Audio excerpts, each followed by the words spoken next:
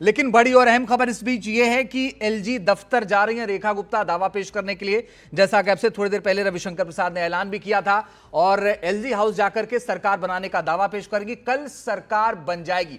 27 साल बाद दिल्ली में सरकार बनने जा रही है। बीजेपी ये मानती है कि ये बहुत बड़ी जीत है और इस बड़ी जीत को बड़ी तरीके से सेलिब्रेट भी कीजिए। 8:50 का देखिए समय भी आ गया। 8:50 पर उपराज्यपाल से मिलेंगी रेखा गुप्ता और यहां से वो निकलेंगी। 8:50 पर ये मुलाकात होनी है। मुलाकात करने के बाद सरकार बनाने का दावा पेश करेगी। दिल की गहराई से आभार।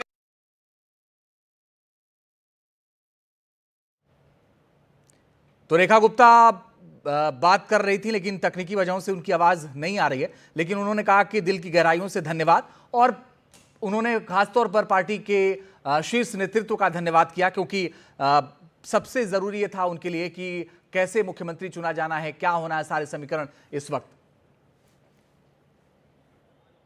विकास हमारे सहयोगी जुड़ गए एक बार फिर से। विकास, आपने कई लोगों से सवाल ये पूछा कि भाई आप नहीं बने, आप लोगों ने बहुत सारे सवाल आपने पूछे, लेकिन प्रवेश वर्मा का आप जिक्र कर रहे थे, उस वक्त आपकी बात कट गई थी, आवाज नहीं आई थी। आपने कहा कि उनका चेहरा बहुत अच्छा नहीं दिख रहा था, वो बहुत खुश नहीं दिख रहे थे, लेकिन क्या वो डिप्टी सीएम बनने जा रहे हैं? अब आगे का सवाल आपसे ये है।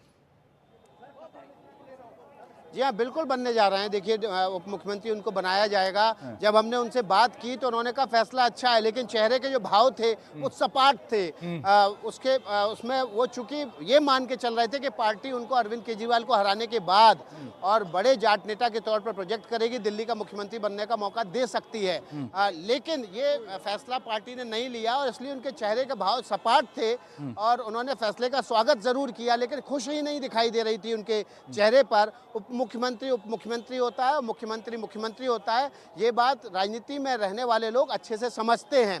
चेहरा प्रदेश का मुख्यमंत्री है अगर तो वही है, उसके अलावा उप मुख्यमंत्री ज़रूर आप महत्व की दृष्टि से क्षेत्रीय संतुलन, जातिगत संतुलन या लीडर के कद को देखते हुए उसको आप उप मुख्यमंत्री बना सकते हैं, लेकिन मुख्यमंत्री का एक कद होता है, उसकी ताकत होती है, उसकी ताकत के आगे सब नतमस्तक होते हैं। हमने रेखा गुप्ता से भी बात की, अगर आपने उस समय वो पल कैप्चर किए होंगे, वो ज़रूर खुश दिखाई दे रही थी और चारों तरफ उनके जो कहते हैं ना सिस्टम था वो उनको घेर कर यहाँ से निकाल के गाड़ी में ले जा रहा था, क्योंकि उनको तकरीबन 8:50 पर एलजी से मुलाकात करनी है।